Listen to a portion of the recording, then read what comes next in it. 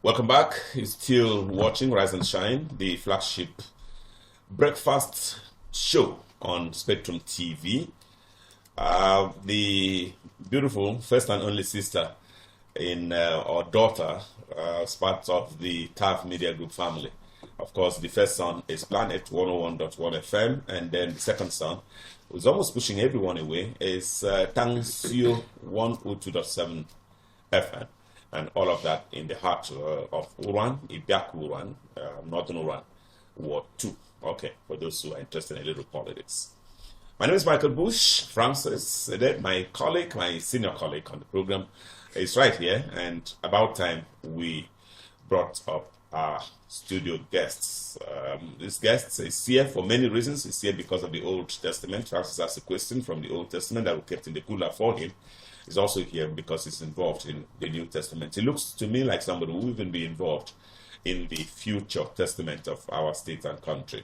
Okay, so we're discussing Governor Umoino of Akwa Ibom. At one is his first anniversary in office, and all we've been doing since we started this series of presentation on TV. Sometimes we're joined by two stations, Planet FM and Tangsio FM, is focused on this massive, humongous first anniversary. Our studio guest is a man of many parts, a banker. Is a man who's given to selling banks, selling things, designing things. He joins us this morning. Also, in the Old Testament, he was Honorable Commissioner, Ministry of Information and Strategy at some point, and now he's here as the Honorable Commissioner, Ministry of Culture and Tourism. Sir Charles Udoh, KSJ International. International, sir. So good to see you. Every day I see you, look different every day.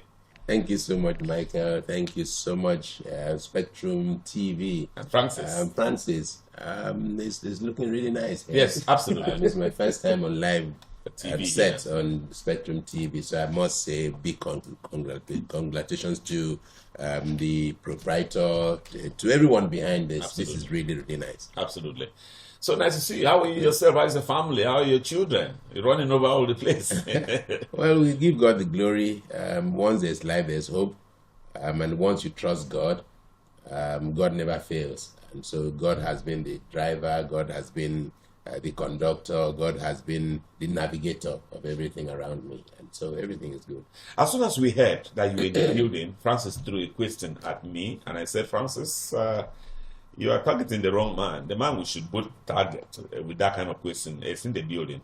But I don't know whether Francis remembers the question. If he doesn't remember, I'll just rejig it and put it out to you. That the immediate past governor, also your boss, Mr. Udom Emmanuel, started out, as he said, first year, as well as Pastor Mono is doing now. He did so well in his first year, but that was second year. Francis said, second year, third year, that the man, I don't remember that, but that he didn't do very well again because he was distracted. So, Francis, what exactly did you want to know in that question? Now the man is here. Well, you've already put out the question, Yes. So I'll just go straight to the same question. Now, Governor Pastor Umoino is starting right. I mean, even those who didn't vote for him, even across party lines, other political parties, supporters who were not in support of him are now in support of him because of the stride he has taken so far. It's a similar thing we saw the immediate past administration, Governor As he then was. Yeah, as it then was during his administration. But towards the second year, third year, it seems to have lost touch with what he actually intended to do, and it was attributed to sabotage within his government. So I'd like to know, what were the reasons why it seems the industrialization agenda of the then governor didn't actually materialize as Akwa Ibomites had anticipated? Well, I think I would disagree with you because when you say derailed or didn't do well, it's subjective, slightly subjective. If you look at the scorecard of my immediate past boss, His Excellency Mr. Udom Emmanuel, I'm not sure that any governor during his tenure in Nigeria recorded the quantum of achievements that he recorded. Of course, you know that a prophet sometimes does not get the respect he deserves at home. But Nigeria, the entire world celebrated Udom Emmanuel from day one till he left office. And then, of course, and you know also that he finished very strong. So I think it's a total misconception by some people to say, oh, it derailed. And I don't think it derailed at any point, because you look at the project, they are all there for everyone to see. So I totally disagree with that. The other question that Francis was still part of that is about lieutenants, the team of the leader, members of that team. Who do we blame when the lieutenants of, for instance, the governor or a local government chairman or president don't carry out instructions of their boss? Well, even in the Bible, in every 12 there's a Judah, and the Bible says that clearly. The only perfect human being is Jesus Christ, who is the Son of God. So when you have a cluster of people, have a team, there must always be somebody. Look at the football team. Let's look at my Arsenal. Yes. Arsenal yesterday narrowly lost the league. Absolutely. Okay. Yeah. Of course, when you look at it, you know that this guy who is a weak link. This guy like last year we lost the league. Absolutely. Even William Saliba had played all through, maybe we would have won. Absolutely. So those situations happen when you have a cluster of human beings, or in any team for that. Even in the family, you have somebody who says, "Look, I'm a leftist. I'm going this right. I'm going this way when everybody's going that way." So it's a natural occurrence. Well, in the narrative that you've given, is it not the duty and responsibility of the one who appointed this individual to watch out for their performances? And if possible, I mean, for Akwa State, for instance, we have a lot of people who can fit into the different positions. So if you appoint somebody and he or she not doing that job, what happens to Jesus Christ knew that Judas was going to betray him. So what did he do? Well, but this is not the case of Jesus Christ. I'm just saying, this is the same scenario. You can't talk about management independent of the Bible. You can't develop. Bible is the best management book you can think of. Okay, so the Bible gives us that perfect scenario. If a perfect being, had a Judah within his fold, which he knew, and so how much more a mere mortal? So in this context, Commissioner, sir, what is the job responsibility of the Judas within government? Are we going to wait until the development that should have come to Akwa State is done for before we now change this person? I don't think so. I don't think so. Sometimes you look at scenarios and say, look, what can I do with these people? Who do I need to work with? What's my key focus? Okay. And then in a natural occurrence, you can let me give you another. Let me use football. I used to play football. I used to have a colleague who the day he doesn't feature in the first 11, you abuse everybody. So one day we decided that, look, this guy must play the football today. So when he got into the pitch, all balls to him. We gave him all the balls. We knew him alone can't make us lose. So we gave him all the balls, and he got tired. And he substituted himself. And then we went on and played that football. So we still had him in the team. Okay, we didn't remove him. We put him in the team. But we knew that, look, don't know that though this guy is a waste pipe. Just keep him there. Sometimes it's a distraction. If you go to start thinking that, every Judah that you have, let me throw him out. It's a distraction. But now you throw the Judas out, you start going looking for, who is the next person? Who tells you the next person is going to be better? Who tells you? So what a leader does, in my opinion, is that, look, you have your team, you see who gives you value, when he gives you value, what level of value, you focus on those people. There's something called 80-20 rule in management. You use 80% of your 20% of your resources to achieve 80% of your results. That's where the 80-20 rule comes in. So sometimes you can't have everybody. I sit here. I'm privileged, to be commissioner. It's not because I'm better than anyone else. It's not because I'm more intelligent than anyone else. It's just a privilege and by the grace of God. The reality is that, back in my ministry, I have almost 700 people. By rules, the civil service rules, I cannot fire my cleaner. I can't. I can't. There's nothing I can do to him because of the rules. So, now, truth also is that out of the 700 people, I'm the endangered species because I'm the one who could be fired any day, who could be transferred any day. All of them have pension and gratuity. I don't have. But the funny thing is, the buck stops on my table, success or failure. So what do? I can't harness all the 700 of them. So I need to look at the 20%, that I can grab, that can help me deliver.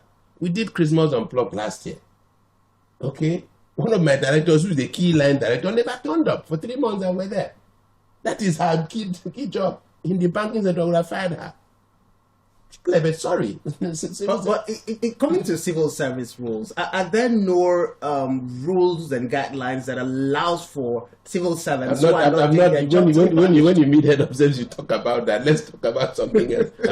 I'm not a civil servant, so I don't read the rules. But let's just break this down a little by looking at football. You are a footballer. You played, well, in those days, professional football, and now you support Arsenal. Thankfully, like me, I don't know which. Where Francis is, Francis doesn't even look Arsenal like Aqua United. Okay, yes, of course, yes, sure. So, I'm now wondering about Arsenal. I noticed that the commentators, whether it's on Super Sports, on BBC, on Sky Sports, none of them has mentioned the fines, the trouble coming for Man City. Is there nothing like that? Well, the troubles are brewing, and I think because there are so many of them, so they're taking their time to investigate. And I think during the course of the season, Everton and Nottingham Forest got points deducted because they had one or two the issues. This one has 115. 115. So they're investigating them, and I guess in their own time they'll find a way to fix it, because for the integrity of the sport, just like Barcelona ran foul of the law and in Spain and they got punished. So for the integrity of the sport, I'm sure they're taking their time. They don't also want to punish anybody and realize that it was a mistake. Yeah. Okay. Uncle, culture and tourism. By the way, how are you finding that ministry? You've been everywhere. You were in information. From information, you went somewhere else. Environment, petroleum, and solid minerals. Now you are here. How are you finding this one? But this looks like you are tough. Well, for me, because of my background, my initial years in private sector was as a consultant, and that exposed me to all manners of things. All manners of consultancy assignments we took up. And so I was also trained on basic consulting skills. And so for every assignment I am given, I'm privileged to be given, I see it as a consulting assignment. And so I lean on my consulting background, my consulting experience, and then my banking experience to see, look, what do we do from this? For instance, when His Excellency Dikinodo Emmanuel reassigned me to Minister of Environment, I realized that it was a torrid tough.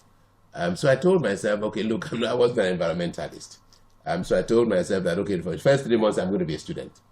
So for the first 3 months on that seat, I was a student. On online, any topic that had to do with my job description, I was reading all through the night. Anybody I could talk to, any material I could see online, any course online, webinar, whatever, I attended all of them for 3 months. And then every time I had meetings with my directors, I had my iPad and my stylus. And so as they're talking, I'm taking notes. And when we leave, I research.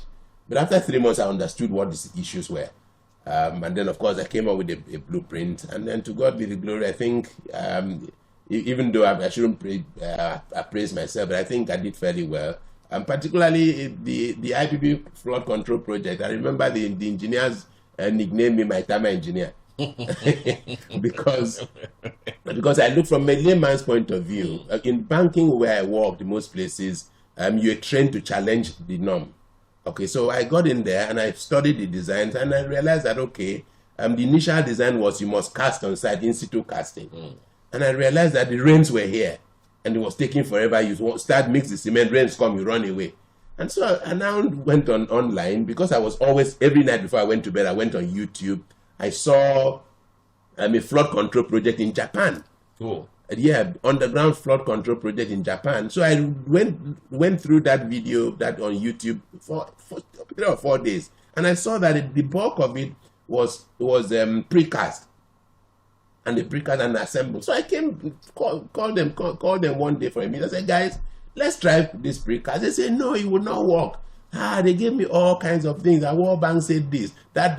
I said, look, there's no need giving a dead man oxygen. If we go at this pace, okay, we won't finish this project. Okay, we would have left the communities worse than they were. Yeah. And then secondly, World Bank will blacklist us. And thirdly, it will be a disservice to Akwa Ibom people that we had this opportunity and we are speaking English. They say, no, it cannot work. I say, okay, look, I'm going to take the risk. They said, oh, you must sign. I said, yes, I'll sign. I said, okay, look, from this point to that point, okay, do the precast and let's try it. Whatever happens, if it means being fired, okay, I'll take the risk. So let's. After all, I'm the boss here, so let's do it. So they did it, and it worked. And so that's how you see that the entire segment, only the initial segment that we had Institute casting, and so we did that. So that's what you bring to the table.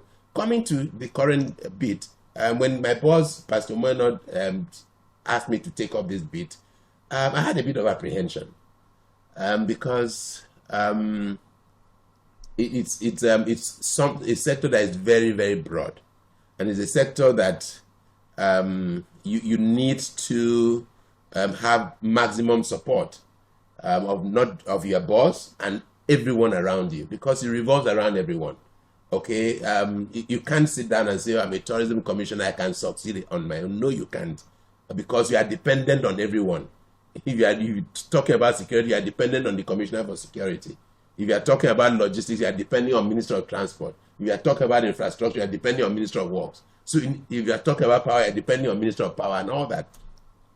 So I told myself, look, and I went on my knees as usual. I said, God, into thy hands I commit this assignment.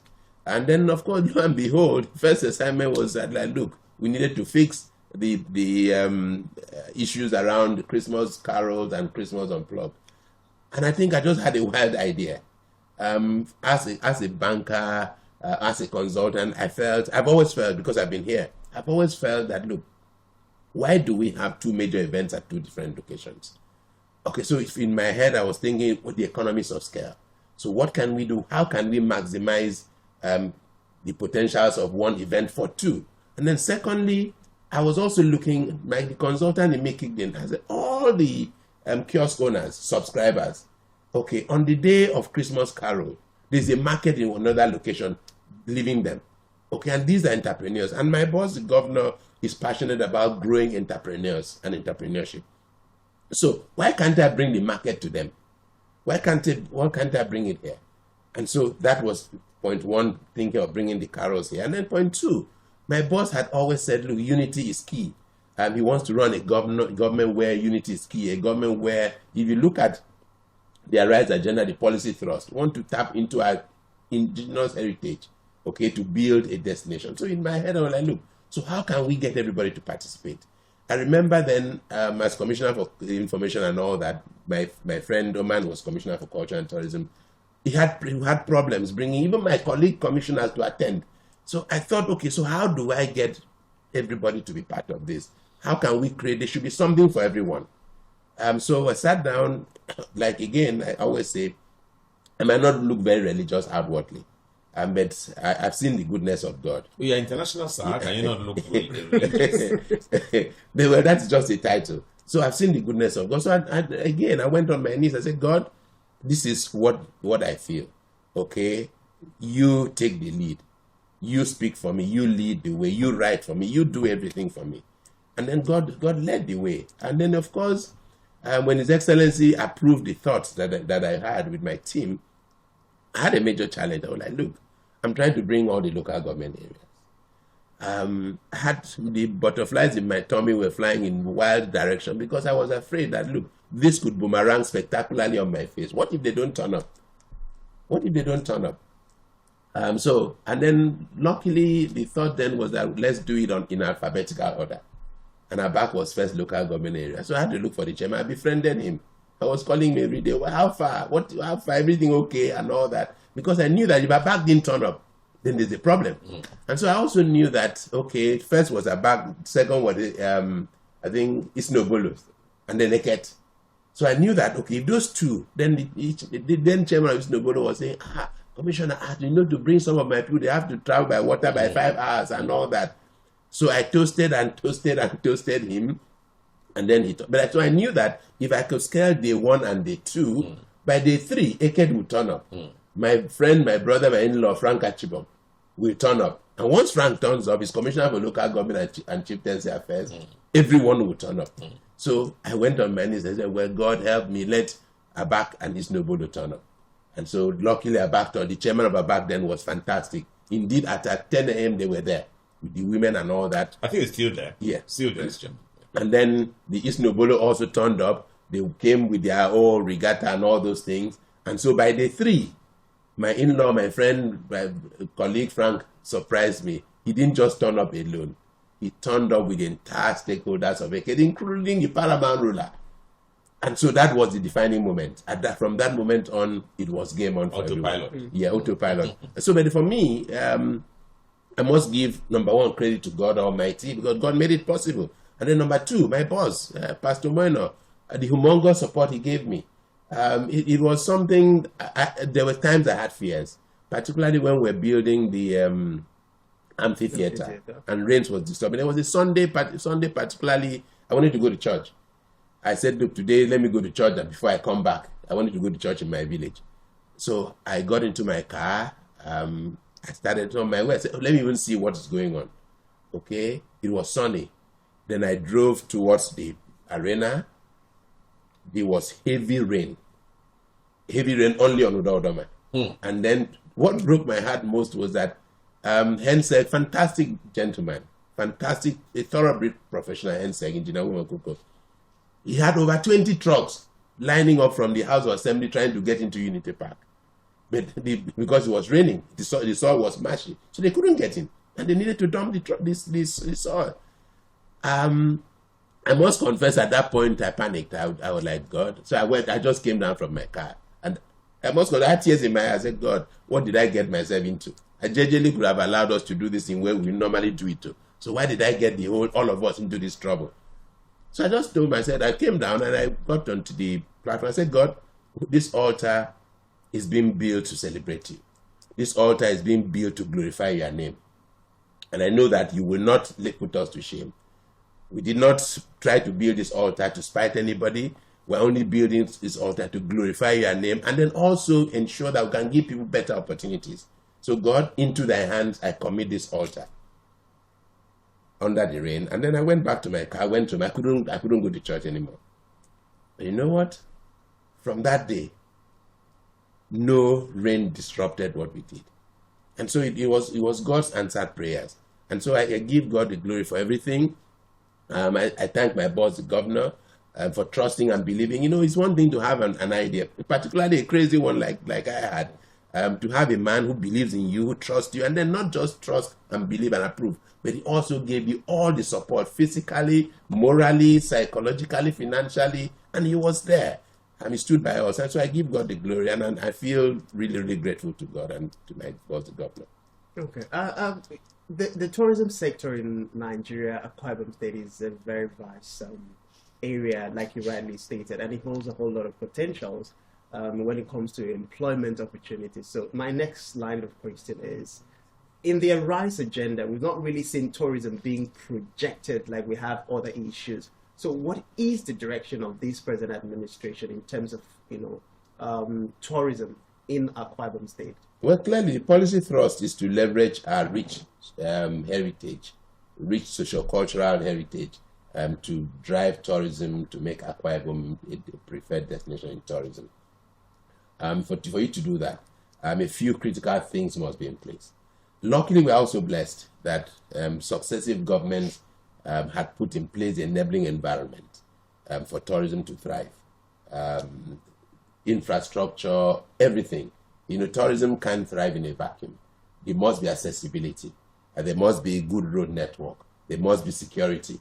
There must be incentive. There must be accommodation, hospitality assets. Now, successive governments have built all that. And so, it was His Excellency the Governor, coming from a tourism and hospitality background. Recall that he was once the chairman of Hotels Management and Tourism Board.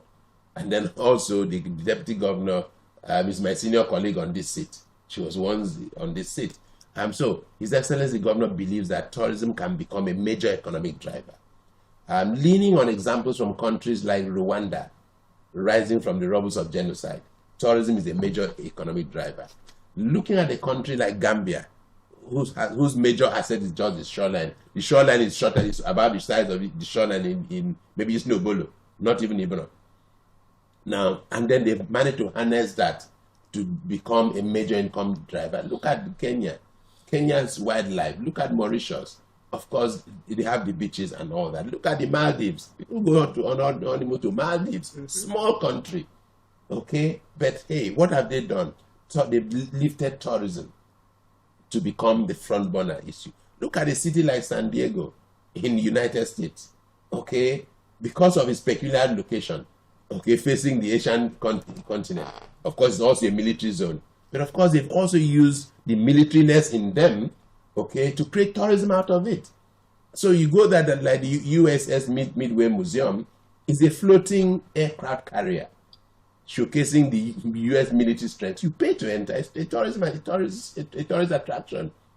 I pay $68 to enter.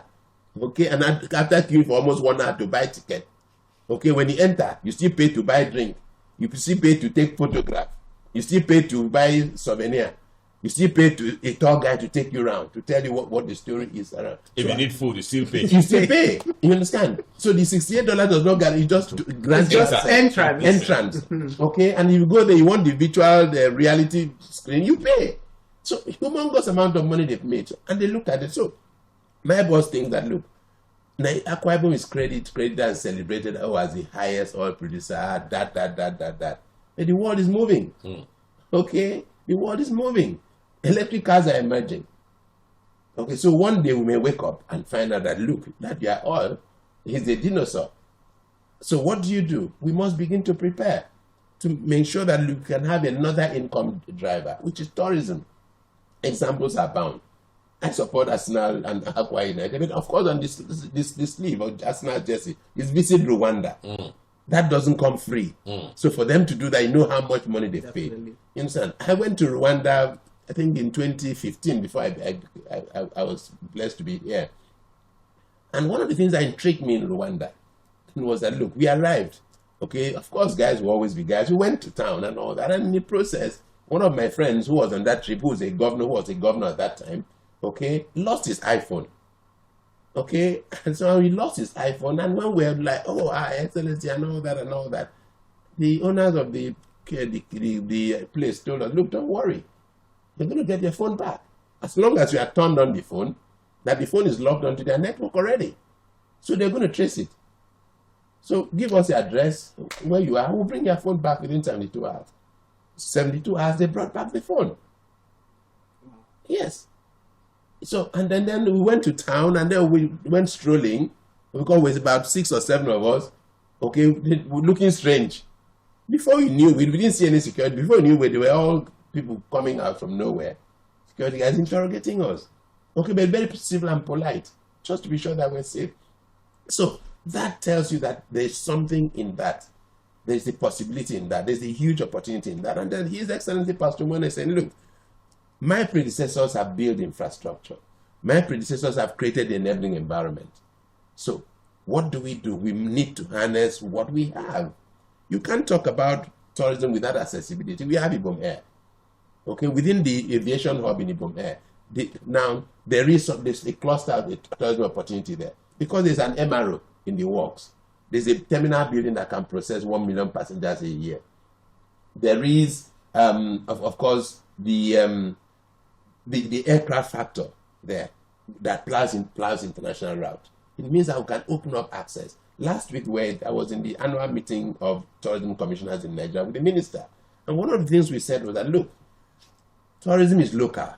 Okay, so you can have the budget as the minister. Sorry, amalgamation houses in my state. I have it. So give me that resource to fix it for the benefit of Nigeria. Yes, a lot of people have said, oh, amalgamation of Nigeria, that it took place in some place up in the north, Zungero or whatever, erroneously, just like they did with the Women Museum. Riots. And I'm saying, look, sorry, sir. Mongo Park came to Nigeria by sea. Lord Lugard came to Nigeria by sea. So, how did he get to that place to amalgamate Nigeria when he came by sea? And so the typewriter that they typed the thing is in my custody. Okay, so Commissioner, is in my custody. That takes us to another serious conversation. Most of the tourism sites, or some of the tourism sites, let me use that word, you talked about the misplacement, the misplaced narrative. For instance, the Aba Women Riot, which is supposed to be the Akwa Ibom Women Riot. Ikorobasi Women Riot. Ikorobasi Women Riot has been misconstrued. And even in the entertainment space, there have been films that have been said about it, completely not mentioning Akwa Ibom or the role our women in Ikorobasi play. So what is your ministry doing? I'm going to ask a double barrel question. First, what is your ministry doing to fixing such narrative about stories that emanated from Akwa Ibom State? Then secondly, some of these places, tourism sites that are not in the right state of being, are you also doing to change the perspective, like you rightly stated? Well, clearly, thank you. Now, tourism about storytelling. Sometimes a guy tells a wrong story so well, and you believe him. Michael knows what you're talking about. It's called propaganda. Now, unfortunately, over the years, our people were not talking. Our people were not telling our story.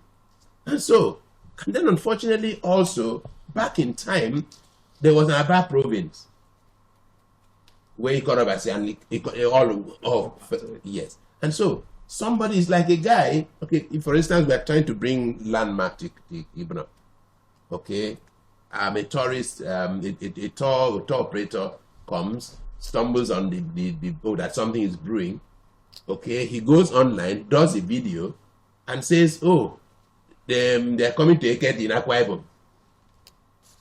Do you understand? Erroneously giving a wrong story.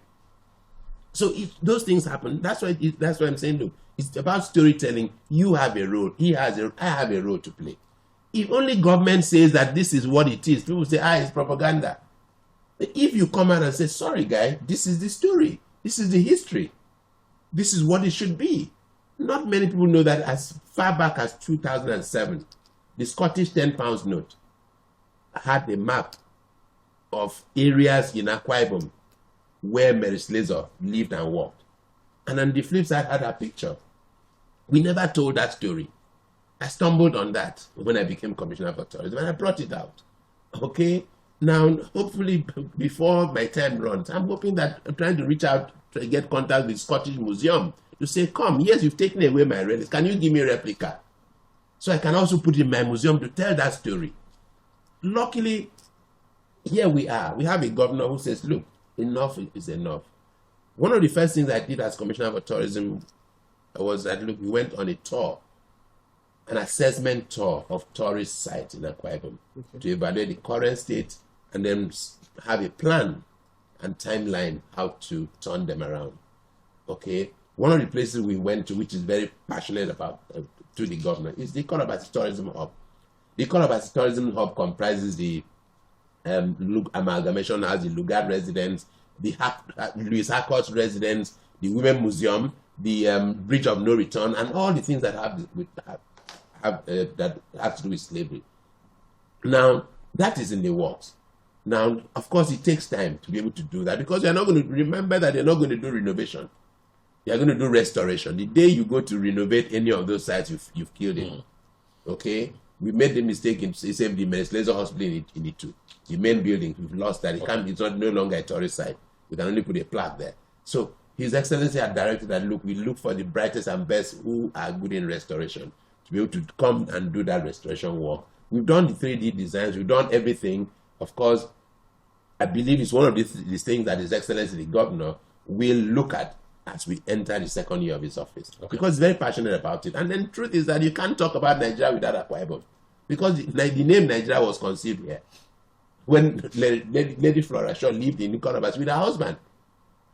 So when they were thinking, the husband was like, okay, look, this Wahala called Northern Protectorate and Southern Protectorate. The Wahala is too much.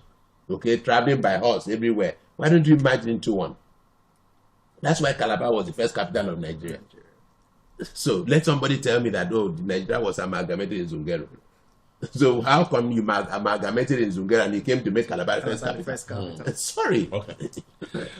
You just joining us. It's Rise and Shine, the breakfast show on Spectrum TV.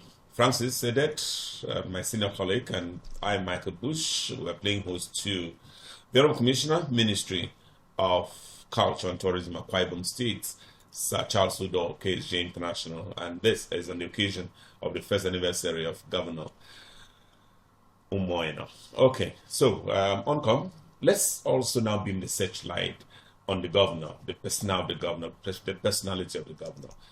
What manner of person is Pastor Umoina, and 1 year on, how well has he approached his duties as governor? I would like to start by saying that Akwa Ibom is truly blessed to have a man in the person of Pastor Umoina as governor. Because when you look at him, his life history, his experiences in life, how far God has taken him from nothing to something, I think it is the first time in the history of Akwa Ibom that we have a governor who understands where the shoes of the poor man pinches. It's the first time we have a governor who also understands where the shoe of the middle class pinches, and also understands where the shoes of the rich man pinches, because he has been through all those various stages in details, not just passing through, in details. Okay, I'm sure you heard him say, look, at some point he helped Fanta on the streets of Lagos. Of course, that is how low it is. But for that gentleman who was born and bred in the police barracks, okay, to practically and lost his father early, and he's the eldest son, practically rise from nothing to become who he was, to be seen, to be identified, to be, borrow me English, Micah, to be pinpointed as the man to lead and guide the destiny of Akwa Ibom State for 8 years. I think that man deserves a huge respect. That man deserves all the accolades. That man deserves all the grace that God has brought his way. Like he says, he's a product of grace and mercy.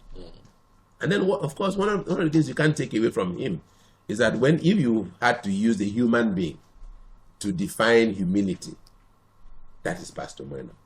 If you needed to use a human being to define a man who is compassionate, that is Umoina. If you needed to use a human being to define a man who has vision, that is Pastor Umoina.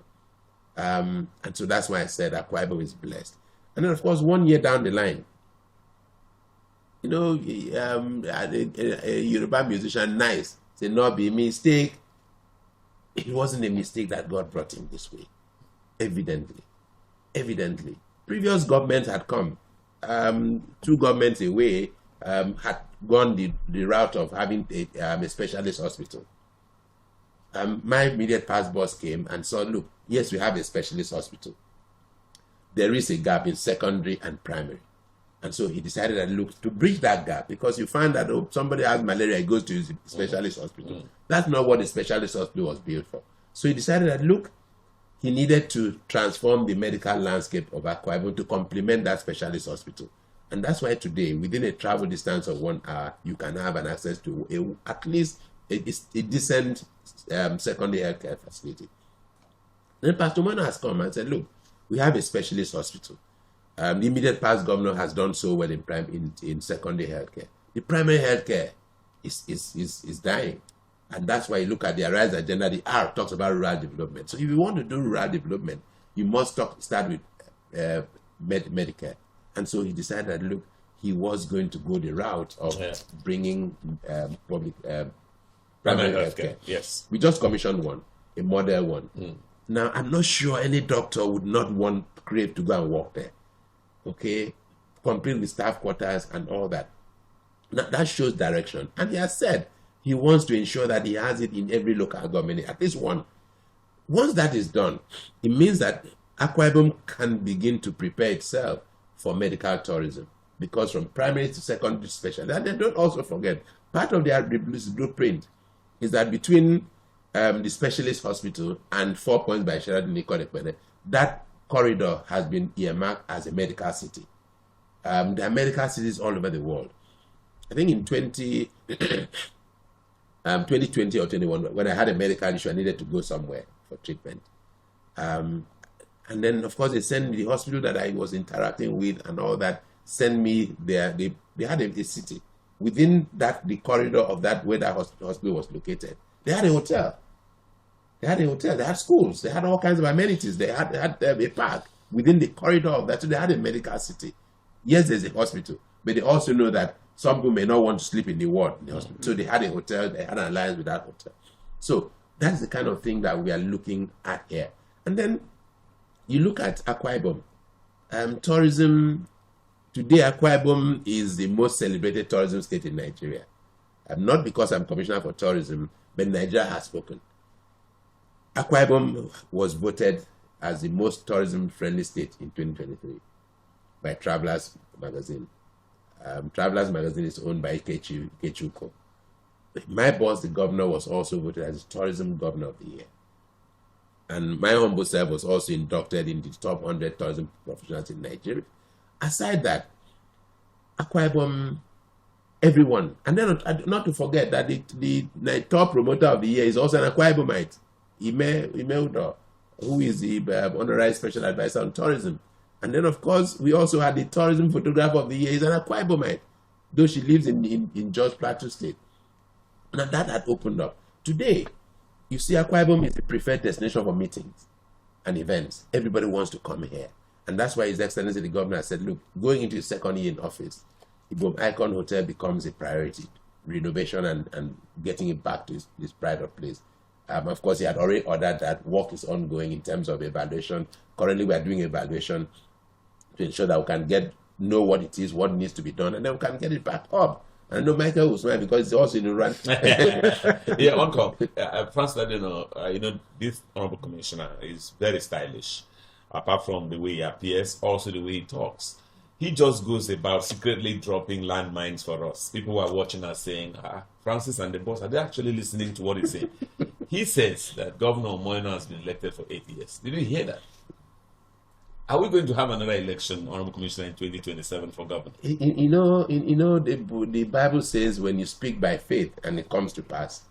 So I'm speaking by faith and I know it will come to pass. We also spoke by faith for His Excellency Mr. Emmanuel, and it came to pass. And so I'm speaking in faith. And then, of course, the antecedents are there. I don't think if we went to election today, any Akwa Ibomite in his right mind would say, oh no, do have anything to say against Pastor Moeno. But Commissioner, don't you think it's too early to judge? We're just in the first year of the government. No, we still have 3 more years to go. Listen. It's never too early. Okay, it's never too early. You speak by faith. Okay, because people can see. Sometimes, if you don't blow your trumpet, people might not notice you. Okay, if you don't say, look, I have done. Please go ahead. Nika is very just. You understand? So you need to be. Once a man has done well, okay, it's like, okay, let's go back to football. I support Arsenal. Even my son is 13. Okay, yesterday I was like, my son, how do I deal with this boy? He's going to start crying that we didn't win the league. Immediately after the match, he chatted me and said, Daddy, we are going to come back stronger next season. We've done well. Absolutely. The boys have done well. I'm so proud of the boys. Okay? I kept reading that chat from a 13-year-old boy. I said, look, Daddy, we're proud. The team did well. They did all they could do. You understand? Now, there are some things that are so crystal clear that you can't just strip away. Every Arsenal fan, I'm not sure any Arsenal fan is moody. Absolutely. Everybody's proud that, look, these guys gave their all. It just wasn't meant to be. And after all, the team, the championship, the leadership, the victory is still going to come back to us. So we just wait. We did all our best. We're just waiting for that. Uncle, we also talked about the hotel, one of the facilities owned by the state government in Wangiba. How did you call it when you Ibom Hotel. Okay, Ibom Hotel. It's no longer Ibom Icon. No. Okay, so why? And we've seen almost periodic change of names of this hotel. When is it going to stop? I can tell you that in the fight, the old real name has come to stay. His Excellency the Governor has a background in hospitality, and then of course immediately he came to office. He looked at the agreements, the management agreement that we had with the guys who were there before, and he didn't think it was in the interest of Akwa Ibom people and government. And so he ordered that we should exit that arrangement. and then commence a process of renovation of that hotel. Since that hotel was built, no significant work has been done.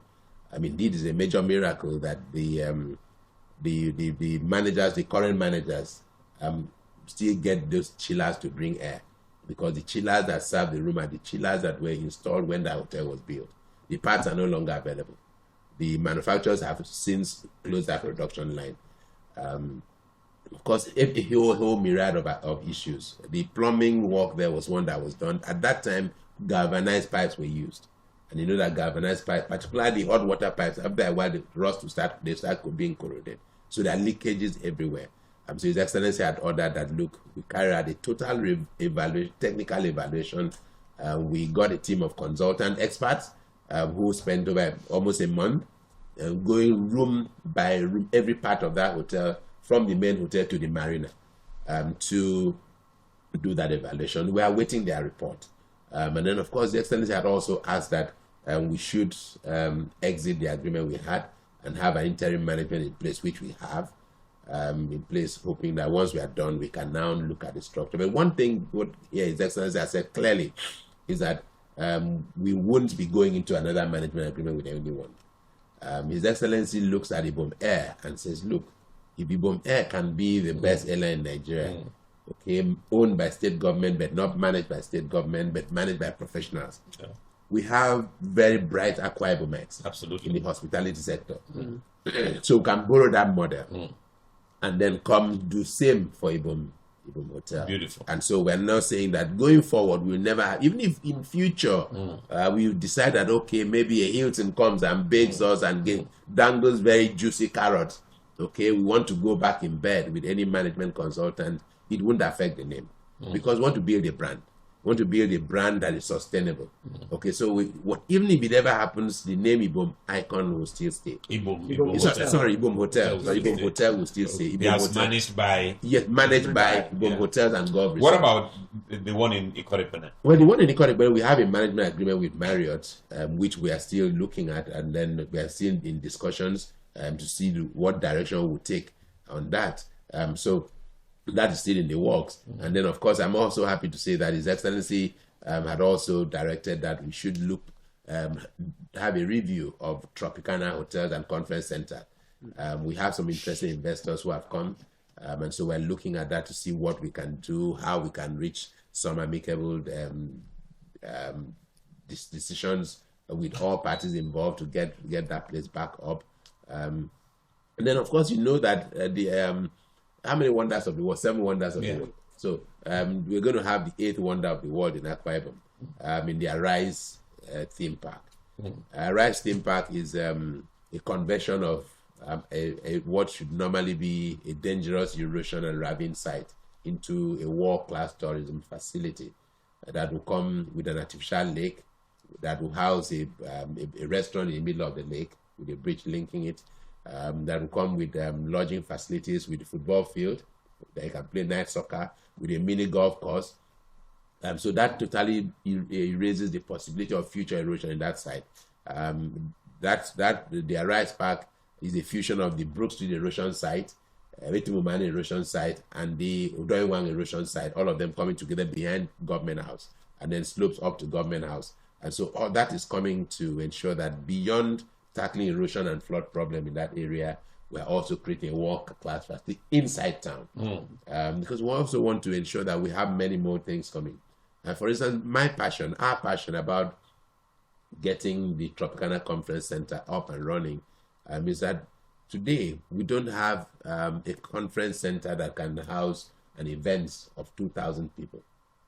So that means that we cannot bring Nigeria Bastion to have their convention here. We can't bring very big professional bodies to house because we don't have the venue. We don't have the venue. So what about the hotel at Tropicana? Well, the hotel, of course, is bundled. It's bundled with that. So we are hoping that we can reach an amicable settlement, exit or discussions, and then we can move on. Francis, I don't know whether there's some tourism sites or some tourism-related matters in Oro Nation that you are interested in. But let me chip on my own from Orwan. The Honorable Commissioner culture and tourism Akwa Ibom State, South Charles Udokeji International. My village empties into Victor Ota International Airport, my village Ekpenokum. Once you get to that roundabout, before you get straight into the airport, this way into Nsideta and Oron, this way into my village proper, there's this roundabout, and there's a bird there. There's a tourism stop there. When are we removing that? No, it's out already. Thank God. It's out Haven't already. been there. No, it's out already. Wow. We're going to have the Arise logo there. Excellent. Yeah, it's out already. Excellent. You see, you done the place. I don't understand. If we're so close, would have been. I would have Giving him a handshake. This is just huge. Okay, so I'm going to come down to our own Absolutely, environment. yes. I'm starting with the Biako Rand. Now, I know that you've visited this area, for instance, for a couple of times. What do you see? What tourism potential do you see around Spectrum TV, around the Biako Rand? Around planning, around Around Tanzania. planet, around Taboo? Well, every time I come here, it just reminds me of two cities come to mind: Kigali and Freetown.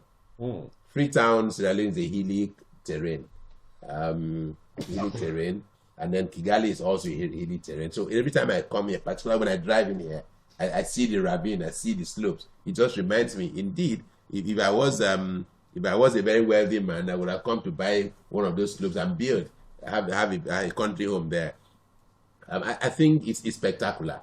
And I'm also happy that His Excellency, the Governor Pastor Moeno, is fast-tracking the construction of this road. Once this road is constructed, this place will open up. Absolutely. People will want to come live Absolutely. here because it's serene. It's serene, and then you have the hilly terrain, and then you can. And I'm sure that if you go down the hills, there are streams there that could be harvested. There are streams, Yeah. definitely. So once that access road opens, of course, this place will open. Luckily, in my ministry, I have some 4 or 5 very passionate young people who are tour guides. They explore. One of them just discovered a waterfall in it too. He just discovered a waterfall in it too. So I'm trying to go there, look at it, and take experts to see what we can do to open up that place. Okay. So we'll come look at it once we have that access. Just like we have the Merislaser. The whole from the Queen's Beach up to the Merislaser Hill. His Excellency the Governor had also directed that road should be constructed to create access, because you can't go up there without having that access road. Okay. Oh, yeah. Okay, just before I let Bujin, still talking about Ibiako Rand, you've talked about the fact that the governor has directed for the fast tracking the road. The road is ongoing. That's what I'm saying. Yes, the road is ongoing, but It's been ongoing forever. It's been ongoing forever. That is where I'm coming from. And when you're talking about fast tracking, we that are here, we see the road literally slow tracking. Slow tracking. No, but every day. when I say, because the last time I came, Absolutely. there's significant progress from the Yes. last time I came to now. I don't know which side of the road you took. You took Calabar to highway, or you took He took the road. He took the road. I took the road. Because these two are I different. don't know which axis you mean. These two are I'm not good. I'm different. not very good in geography of this. Okay, so maybe I'll ask. But you at least one thing is sure. I got to some point. Construction work has stopped me. The workers were walking, so I had to hire an Okada who took me around to an alternative route. Now, for me, that is critical. Even coming into here, okay, the drains are almost blocking the entrance into your street. So that tells me that something is happening. Of course, you know that. Yes, you would ask, okay, the immediate past government started. Yes, the immediate past government started it. Okay, but of course, you knew that it got to a point they were transiting. So it meant that, okay, look, let's focus at at that time. But good news, that's why continuity comes into play. That's why we talk about continuity in Akwa Ibom. That's why we are blessed. Okay. Imagine if it was a different governor that came in. Okay. Okay, so Pastor Mono came in and said, look, and he said it emphatically, even the 2 days ago, he said, look, his focus in year 1 was much more ensuring that all the ongoing projects from the past administration is completed, which is what he's doing. That's what you see is going on here. I came from the former school of accountancy. Oh, you took that road? Yes, I took that road. Oh, Yes, I took that road. you shouldn't have. No, but I took that road. I didn't know, but I'm happy I took that road. Because you saw things for Yeah, I yourself. got to that place that used to be a ravine. The embankment is so high. And then they've done the landscaping and then the embankment protection. So, did you take the road successfully to the end? Yes, and then I got to some point at that junction. Diversion. There was a diversion Okay. at that point. But Okay, you this see- is actually the road. you can yes, see. but it was so beautiful. Yeah. You know, if I wish I had a drone, I'm going to send my drone guy. He will take that drone Absolutely, picture. yes. Fantastic. So I mean, just imagine dreaming already once that place is completed. Yes. The beauty of that place. International star, we have just 5 minutes to say a bye-bye on this edition of the program. I don't know, is our guests in Australia, in Melbourne, Australia, is Nsisong Akpakan still on the line? Okay. All right, so we should just tidy up. Oncom, I know that this is tourism we're discussing and culture. I know also that culture is like, and tourism are 5 and 6. Just like saying have a dozen and 6. But we focused, Francis and I and you are focused essentially only on tourism. Well, I don't know, culture and tourism the same thing. But what about culture? What are you doing differently culture-wise? Well, the first thing that we did was to try and bring our culture back to the front burner, as you witnessed at the Village Square during Christmas Unplugged. As at yesterday, I still have Akwa Ibomites based in UK who came in, who are so excited. We are working together to mobilize Akwa Ibomites in diaspora to turn up in December. I still have people, our foremost musician in the past, Mandate Victor Ishin, he's on his way to Akwa Ibom. As a fallout of that, he chatted me on Instagram. Oh, I love what I'm seeing. I want to come back home. He's on his way. He's already in Lagos. He's landed in Lagos. Samuel Peters, the boxer, has been chatting with me. And so many Akwa Ibomites in the diaspora who said, look, my children didn't know that we had this kind of rich culture. And I said, look, welcome to the club. And I jokingly said, look, the first time my children saw live goat, they hugged the goat. and I had to tell my wife, look, my darling wife, they must not know that the same goat that they eat, otherwise they'll never eat goats again. Because they wake up in the morning and go and shower the goat and that. So I told them that the one we eat is wild goat. Now, the reception is so positive. So positive. I'm just coming back from the meeting of commissioners of tourism. Everybody's talking about Akwa Ibom. Indeed, the minister has approached Akwa Ibom to be the host of the first National World Tourism Day celebration in Akwa Ibom. Of course, I haven't got that because it's subject to approval of my boss, His Excellency the Governor. And guess what? That event also coincides with her birthday. So she wants to bring Nigeria here. So that tells everybody, that tells us that, look, we are doing something good. And our culture, and not just our culture, during the Christmas Unplugged, our culinary skills were also on display. Our art and craft were also on display. That's why I resuscitated the museum. The museum is back up. Of course, gradually we'll get, it's not where I think it should be, but gradually we'll get that. At least we'll have something to show. So we think that if we, by the time we do Christmas Unplugged 2.0, now the awareness is created. Local government areas are ready. Part of the things that I hope I would do, subject to approval of my boss, is that, look, immediately after the Democracy Day celebration, we'll start a roadshow. Okay, go to local government areas to say that I'll carry my cultural through. I'll go there and say, guys, thank you for last year. This year we are ready. And my boss, the governor, has said that this year there will be a prize money. So we hope that we'll get by with that. A lot more people will come. And then with the ferry service coming, I'm already in talks with my colleague across the river. Ferry service? Yes, ferry service. From around to Calabar. Okay. Around to Calabar. What about to rivers? What about to Lagos? Well, a journey of 100 miles starts with one step. His Excellency had placed an order for that ferry service. And let me also tell you that part of his plan for the tourism sector is that the renovation of the Oron, reconstruction of the Oron jetty. Not just the jetty, behind the old National Museum, that piece of land will be a tourism hub. The designs are done, talks are ongoing to look at the costing. So it's part of this, what His Excellency will do in his second year in office. With that, once that ferry service is done, the next target will be that there was an exploratory survey of the Ngwangiba beach, Marina Beach from Ngwangiba to Calabar to determine the depth of the water. That will be the phase 2 of that project, because the Excellency also wants to have a ferry service from Ngwangiba to Calabar. And then they also have a round-trip boat trip that you can get into a boat, hire a boat, do a cruise from Ngwangiba to Oron and back. And that's why you had the Marina Beach. We also stationed the Tom gunboats for security and we've got to go. We look forward to many more days. There's Opoyo from Abuja says, I'm happy for what I am hearing this morning concerning our home state, Akwa Ibom. There is hope. Thank you, Opoyo from Abuja. I don't know, is there any other message you can quickly squeeze in? Otherwise, Francis? Okay. Do we still have messages? We have messages. You can just quickly squeeze in one or two. But otherwise, it's been a think fantastic that day. was the As only the size thing I of had. this show, there is Monday morning. Tomorrow is another day. We'll bring another special guest to continue the discussion on Governor Umoin of Akwa Ibom State at 1. Today we had the Honorable Commissioner, Ministry of Culture and Tourism, Sir Charles Udoh, KSJ International. It was very nice. Uncle, many thanks for coming. Thank you so much, Barawa. Thank you for coming. Thank you, Francis. Yes. Francis Edet is my colleague.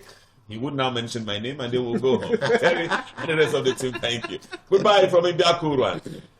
All right, thanks for joining us. Enjoy the rest of your day.